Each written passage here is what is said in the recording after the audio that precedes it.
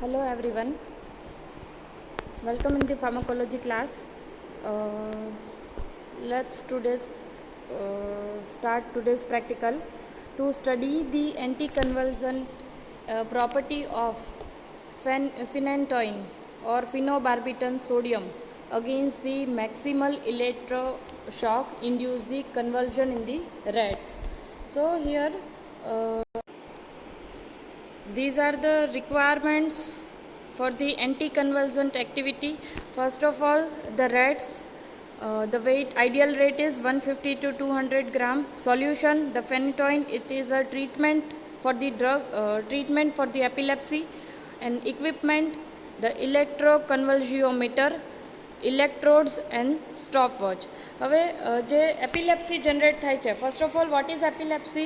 So epilepsy it is a recurrent seizure, અને seizure છે એ શેના લીધે જનરેટ થાય છે? Because of the disturbance in the electrical activity of the brain.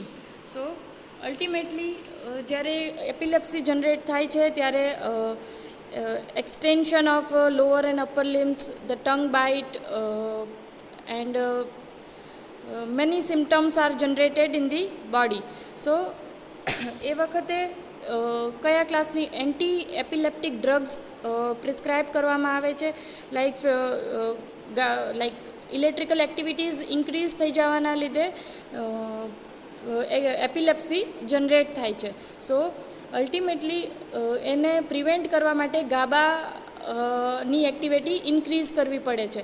So GABA એન્હાન્સર drug provide કરવામાં આવે છે, વિગાબાટ્રિન છે કે પછી ગાબાપેન્ટીન છે, એન્ફિનેટોઇન છે, કાર્બામાઝેપાઇન છે, વાલ્પ્રોઇક એસિડ છે, that are used in the used as a treatment of epilepsy. So here first the requirement are rats, phenytoin, electroconvulsiometer, electrodes and stopwatch. Here so here the principle, as we know that there are the different type of the epilepsy. For the main type, focal and generalized seizure. Focal છે that is affected in particular area of the brain, where the generalized seizure, the whole brain is covered in the epilepsy. So the grand mal, petit mal or psychomotor type can be studied in the laboratory animals. હવે જ્યારે epilepsy related practicals લેબોરેટરીમાં perform કરવાના હોય on rates or mice, તો એ વખતે first of all epilepsy છે induce કરવામાં આવે છે, અને અગેઇન ટેસ્ટેડ ગ્રુપ અને કંટ્રોલ ગ્રુપ એવા ઓર શામ ઓપરેટેડ પણ કહી શકીએ કંટ્રોલ ગ્રુપને, કે જેમાં નોર્મલ સલાઈન જ આપવામાં આવે છે. જ્યારે ટ્રીટેડ ગ્રુપ છે એમાં આપણી જે ટ્રીટમેન્ટ માટે ડ્રગ લેવામાં આવે છે એ ડ્રગ ઇન્ડ્યુસ કરવામાં આવે છે. સો the મેક્સિમલ electroshock MES induce convulsion in the animal represent the grand mal type of the epilepsy. એટલે કે એપિલેપ્સી પ્રોડ્યુસ કરવા માટે જે કંટ્રોલ ગ્રુપ છે એમાં રેટ હોય તો આ જે ઇન્સ્ટ્રુમેન્ટ છે કન્વલ્જિયોમીટર, એમાં બે ઇલેક્ટ્રોડ્સ પ્રોડ્યુસ હોય છે, અને એ ઇલેક્ટ્રોડ્સ હોય એ રેટમાં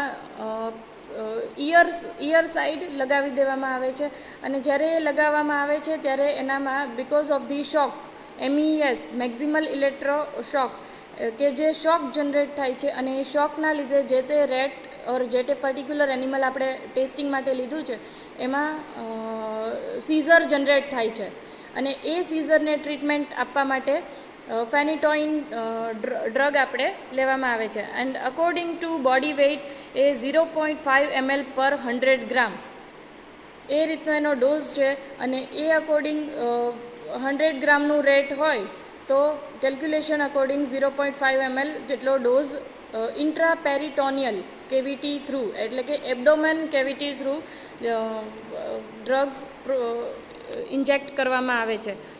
હવે જે શોક જે સીઝર પ્રોડ્યુસ થાય છે એ એના બે ટાઈપ છે. Maximal electroshock either in the form of shock we produce the convulsion in the animal, or another method is the chemoconvulsion with the help of chemical due to pentylene tetrazole, PTZ we can say. This is the PTZ, pentylene tetrazole or strychnine, which produce the clonic type of convulsion, just resemble the petit mal type of the convulsion in the male. So ultimately chemicals are used to induce the convulsion in the rat.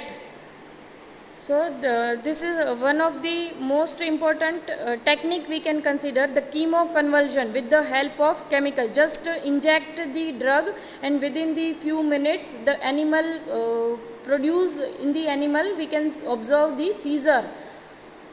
And another method is the maximal electroshock, but it is a really rare method where the shock is produced, shock is applied in the animal. So here see, in the MES convulsion, electroshock is applied through the electrodes placed on the ear pinna.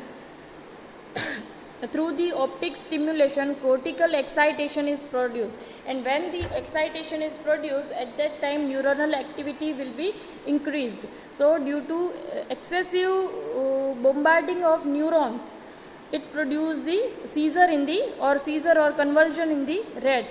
So the MES convulsion are divided in 5 phases, such that એટલે કે જ્યારે when the shock is applied, once the shock is applied in particular rat or given animal, at that time there are the 5 phases we can observe, tonic flexion, the tonic extensor, clonic convulsion, stupor, either recovery or the death.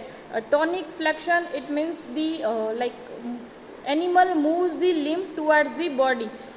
The tonic extensor, it means the animal stretches their limbs, that is away from the body. The clonic convulsion, it means a jerking movement is produced in the animal because of the shock. The stupor, it means the animal is completely lie down, or we can say that is the immobile phase in the, so movement is not possible in the stupor phase. And the 5th phase is recovery or death. So the substance is known to possess the anticonvulsion property if it is reduce or abolish the extensor phase of MES convulsion. So ultimately when we given the anticonvulsant agent, either phenytoin or gabapentin or any class of the anti-epileptic drug, at that time we get the result that the drug has a anticonvulsant activity. So just second phase we observed in the particular animal. When we give the drug, જ્યારે પણ આપણે કોઈ drug દેવામાં આવે છે અને એના પછી સીઝર જ્યારે પ્રોડ્યુસ કરવામાં આવે છે, તો એ વખતે જસ્ટ એક્સટેન્સર સુધી જ ના ફેઝિસ જોવા મળે છે, જર્કિંગ મુવમેન્ટ બોડીમાં પ્રોડ્યુસ થતું નથી. સો અલ્ટિમેટલી જે તે ડ્રગ છે એની એન્ટીકન્વલ્સન્ટ એક્ટિવિટી આપણે જોઈ શકીએ છીએ. Now the convulsiometer, it is a apparatus to induce the convulsion in the experimental animal. Electrical stimulation are given to animal just like a rat or mice through the electrodes placed on the ear pinna. The electric stimuli produce the characteristic seizure which is recorded, and the effect of the drug on such convulsion is studied by the administered the drug 30 minutes before inducing the seizure. So first of all એમાં શું present છે કે there is a knob is available. See student, this is the electroconvulsiometer. હવે ઇલેક્ટ્રોકન્વલ્જિયોમીટરમાં first જે button છે, first જે knob આવેલો છે દેટ ઇઝ ઓન ઓફ માટે સ્વિચ ઓન અને ઓફ માટે પ્રેઝન્ટ નોબ આવેલા છે. આ સિવાય there is a setup current setup panel. Here this is the current setup panel કે જેમાં પર્ટિક્યુલર કેટલા મિલી એમ્પિયરનો કરંટ આપણે સેટ કરવાનો છે એ સેટઅપ કરી શકાય છે. મેક્સિમમ અત્યારે જે આપણે રેટમાં 150 એમ્પિયર મિલી એમ્પિયર શોક છે એ પ્રોડ્યુસ કરવાનો છે. દેર is a 2 knob which sets the current and the timer is also given 0.2 second, 0.4 second, 0.5 second. so કેટલા ટાઈમ માટે આપણે કરંટ પ્રોડ્યુસ રાખવાનો છે ઇલેક્ટ્રોડ્સમાં એ સિસ્ટમ બી સેટઅપ કરી શકાય છે. Then another is the output electrode. These are the output electrodes and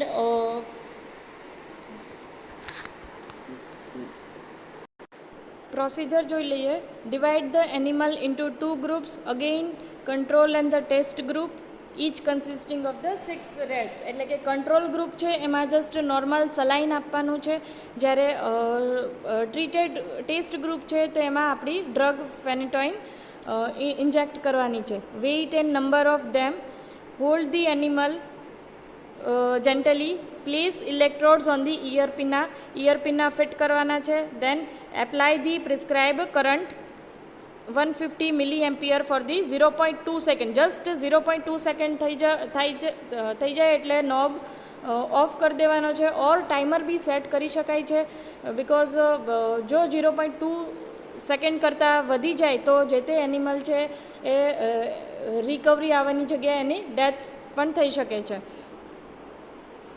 હવે ઓબ્ઝર્વેશનમાં generally શું જોવાનું છે કે 5 phases, tonic flexion, extension phase, clonic convulsion, jerking moment જેમાં આવે છે, સ્ટપર એટલે કે કમ્પ્લીટલી લાઈ ડાઉન થઈને ઇમોબાઇલ ફેઝમાં આવી જાય છે, અને 5th ફેઝ છે રિકવરી ઓર ડેથ. તો જ્યારે inject the phenytoin intraperitoneal to the test group. એટલે ફર્સ્ટ કંટ્રોલ ગ્રુપ છે અને સેકન્ડ છે એ ટેસ્ટ ગ્રુપ છે. તો કંટ્રોલ ગ્રુપમાં નોર્મલ સલાઈન આપવાનું છે અને આફ્ટર નોર્મલ સલાઈન એમાં કન્વલ્ઝન પ્રોડ્યુસ કરવાનું છે. અને કન્વલ્ઝન પ્રોડ્યુસ કરશું એટલે દેન ઓબ્ઝર્વેશનમાં આપણે આ 5 ફેઝિસ જોવાના છે. અને જ્યારે ટેસ્ટ ગ્રુપમાં ફર્સ્ટ ડ્રગ ઇન્જેક્ટ કરવાની છે, અને જસ્ટ ડ્રગ ઇન્જેક્ટ કરીએ અને એના આફ્ટર 30 મિનિટ્સ એ રેટ્સને કન્વલ્ઝન પ્રોડ્યુસ કરવાનું છે. એટલે કે MES maximal electric shock produce shock આપવાનું છે. અને એ શોક જ્યારે એપ્લાય કરશું ત્યારે second phase tonic extension phase સુધી જેની એક્ટિવિટી આપણને એનિમલમાં જોવા મળશે. By this way we can get the result that our drug has a anti-convulsant activity. So the procedure, after 30 minutes subject the animals to electroconvulsion, note the reduction in the time or abolition of the tonic extension phase of MES convulsion. C student, practical જોઈએ અહીં. જ્યારે એનિમલને gently hold કરવામાં આવે છે એ વખતે ear પિના પર electrodes fit કરવામાં આવે છે. This is a control group જેમાં નોર્મલ સલાઈન આપેલું છે.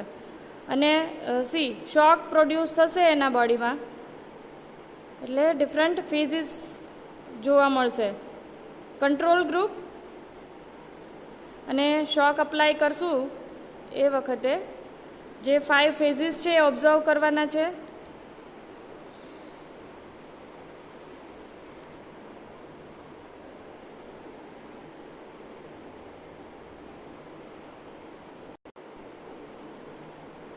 See in the practical, like જ્યારે શોક આપણે સ્વિચ જેવી ઓન કરશું આપણને ખબર છે કે એનિમલ છે એ completely stable form. Tonic flexion, tonic extension, second phase, the clonic convulsion see jerking આવે છે એને બોડીમાં. And fourth is the stupor phase, એટલે કમ્પ્લીટલી લાઈ ડાઉન થઈ ગયું છે. ધીસ ઇઝ અ કંટ્રોલ, એટલે કે જસ્ટ નોર્મલ સલાઈન આપેલું છે. આફ્ટર એ રિકવર થયું, એટલે ઊભું થવાની જસ્ટ ટ્રાય કરે છે. અને ટ્રીટમેન્ટ ગ્રુપ છે એટલે જેમાં ફેનિટોઇન આપેલું છે, તો ટોનિક ફ્લેક્શન અને ટોનિક એક્સટેન્શન. ક્લોનિક કન્વલ્ઝન એમાં જોવા મળે છે, બટ એનો ટાઈમ ઓછો છે. ટોનિક એક્સટેન્શન સુધી જ પાર્ટ જોવા મળે છે અને અલ્ટિમેટલી એ રિકવર થાય છે.